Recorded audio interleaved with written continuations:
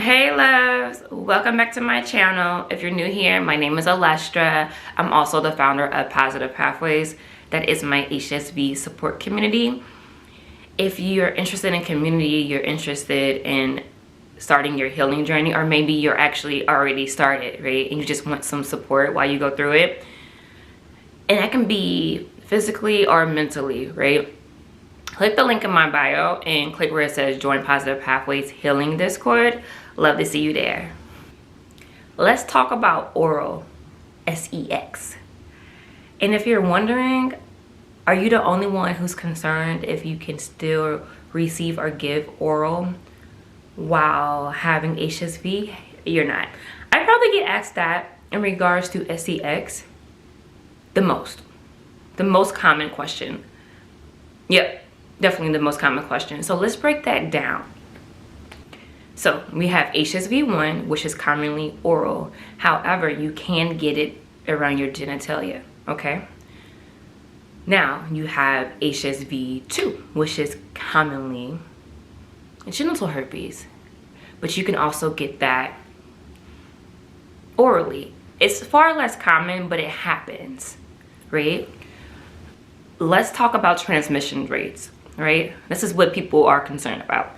So from oral to genitals, right? You have a much higher risk of transmitting it that way. Now, the genitals to oral, still possible, but not as common. The risk is a lot lower to transmit from genitals to oral, right? But it still happens. When we add in preventative measures, so suppression therapies, right? So you got your antivirals, or maybe you're a person who, I don't want to take medicine. I want to go the holistic route. Cool, you have options. You can be doing the lysine, the zinc, the black seed oil, the oil of oregano, the soursop leaves, and the whole cloves tea 3 times a day, right? Whatever you're doing to suppress replication of the virus within your body. So we want to decrease the viral load, right? Whatever you're doing, plus using actual protection, so that's dental dams, condoms, you actually lower the risk even more. And I'll be honest, guys, there's a lot of people who actually have HSV and their partner doesn't have HSV, and they're still very much so nasty with one another, and the partner has not contracted HSV. The key is to be aware of your body. I always say this, your triggers, know your triggers. What triggers the outbreak? What causes the outbreaks, right? How do you know when you're having an outbreak or when it's coming? Are you aware of your prodrome symptoms? Do you know what it looks like when you have an outbreak, right? Knowing these things, being aware of your body, and educating your partner, and allowing your partner to also know what are your triggers, what the outbreak looks like. These things are important. So as long as you're honest and you educate your partner and it's consensual, have at it, okay? I always tell you guys, be as nasty as you wanna be, okay? Do not allow this diagnosis to stop you from being able to express yourself sexually with your partner. Just, again, be aware of your body, educate them, be safe, right? And make sure it's consensual. But you're able to enjoy oral. You can give and you can receive. Of course, I shouldn't have to say this, but I'm going to say it anyway. Don't do it while you're having an outbreak. Like especially if for a person who's actually knows that they're having outbreaks, is visible, like it's there. No, even after it clears up, right? Like I always tell people, for me, in the past, I would wait several days after the outbreak is over to engage with my partner, right? So I wait a few days just to be on the safe side, because the last thing you want to do is